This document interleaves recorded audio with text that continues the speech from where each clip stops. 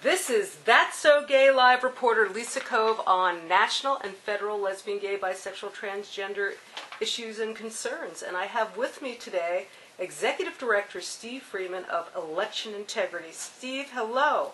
Hey, Lisa. Can you tell us a little bit about Election Integrity?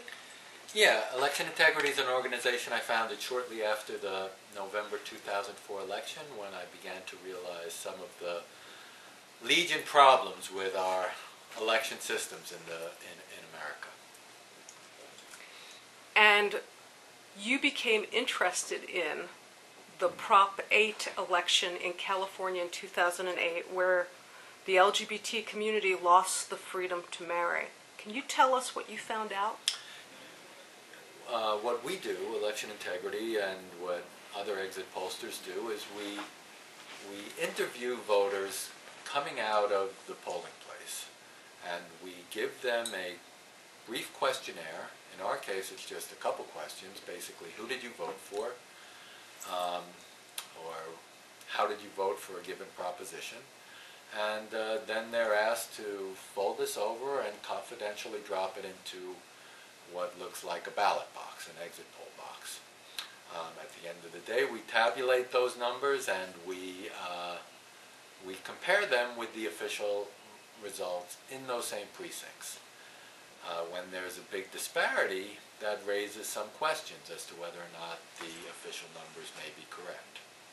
Now, I studied these in 2004, and in the aftermath of that, the national TV organizations that had previously done and continue to do exit polls decided they were no longer going to release any data, that they would only release data after it's corrected, which means make sure that it matches up with the official numbers.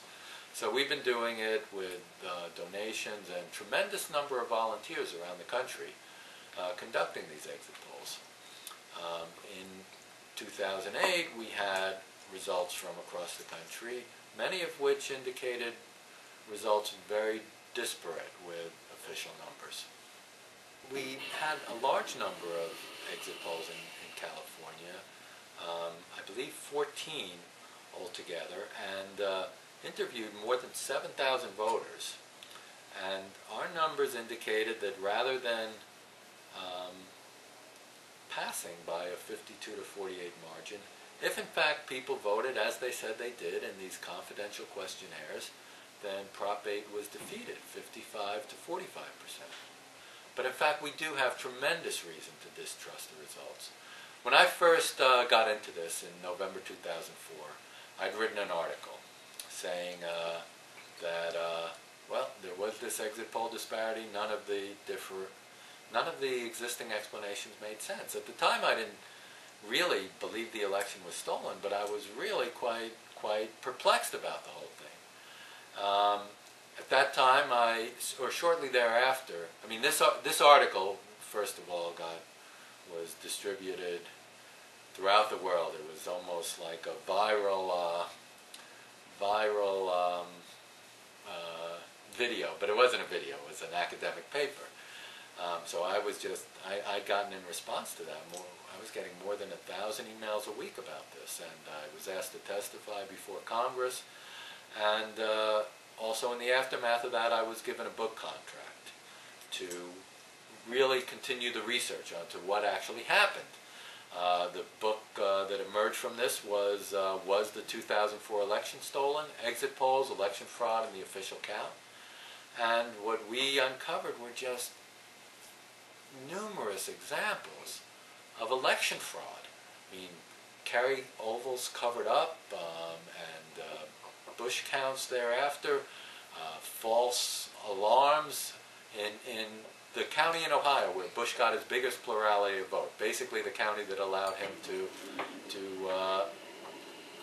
stay as president. They issued an alert, a terrorist alert, and for that reason they had to count the votes in secret. No journalist permitted. We subsequently learned that in fact this was a premeditated idea. The FBI denied that any alert was issued, and emails were subsequently uncovered showing that 2 weeks ahead of time they were going to just announce this alert as a ruse to permit secret ballot counting.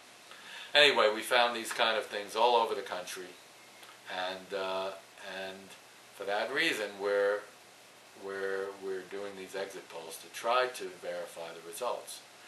Now, in much of the country, you have a push-button voting. You have touchscreen voting. So, I mean, people go in, they push a button for the red team or the blue team, whoever.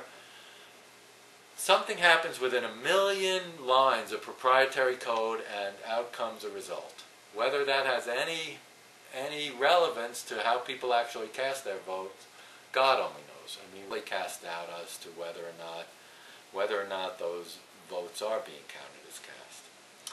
Now, in California, you have some added issues, because the same family that were the original investors in the two largest voting machine companies in America, basically companies that at least until recently had counted more than 80% of the votes in the country, it's that same family that were the leading contributors to the Prop 8 campaign. Now, it's cousins, but two brothers that were the major investors in both ES&S and Diebold. Diebold since has changed its name, been sold and resold, but nevertheless they are the investors. It's their first cousin who was the largest single contributor. Now, the cousins say they have nothing to do with each other, and maybe they don't. Maybe they don't have anything to do with each other. But the mere fact that this exists just raises yet further questions. You know, sometimes when we raise the issue as to whether or not these numbers can be trusted, because I mean, to the degree we can ever actually speak to them, they'll say, well, you have to trust somebody. But that is absolutely not true. Elections are really predicated on circumspection and the ability to disprove with an overwhelming preponderance of evidence that, in fact, the results are accurate. I mean, really what elections allow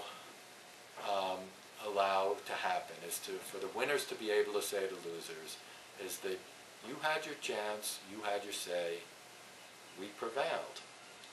Now you have to do what we say. And losers are only, it only makes sense for the losers to go along with that system if in fact they did have a fair chance and that perhaps next time they will prevail. If on the other hand the game is rigged or there's suspicion that the game is rigged, then the whole system loses legitimacy. And now especially when you're talking about taking away civil rights.